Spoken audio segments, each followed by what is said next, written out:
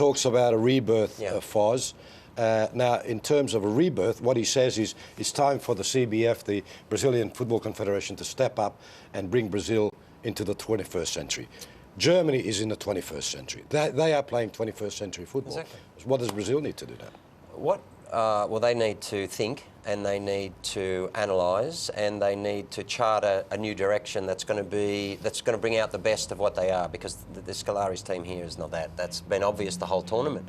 How many times we talked about the physicality of them, the lack of playmakers in there when they need some people in midfield to be able to control the game.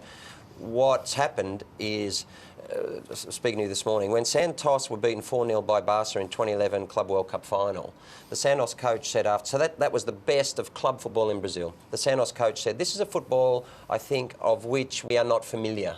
This is a new football. Well, it was theirs. Spain evolved partly from them and became the Joga Bonito. Inspired by them, yeah. Now the beauty of Germany is I think Bayern have a huge influence. In the last World Cup we saw extremely strong on the counter. We saw a lot of that last night. That's obvious. But in the last 4 years they've evolved a huge way because now they also can play tiki-taka when necessary. Against France in the first half it was like Spain. It was like watching Spain. Now they have both. In fact, they've arguably overtaken Spain now because they can go quicker than Spain can go. And you saw that with a Bayern this year, the inability to go fast. So now the important thing for Brazil is that they realise they've fallen behind and that you can't just rely on a Neymar. You can't just rely on one or two key players. People are blaming Scolari, blaming Fred, blaming all this, but that's not the problem. Brazil accepted Scolari. Brazil accepted this team.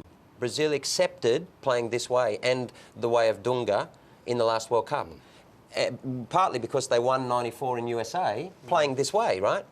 So Brazil has got to have a look at itself and say, we're always going to produce some of the world's finest footballers, but we have to really look at what we accept in our game. They won 5 World Cups, 4 of them, '94 being the exception, with Joga Bonito. There you go. And there's the lesson. And yet, so they're still capable. They're still capable of accepting what happened in this World Cup, right?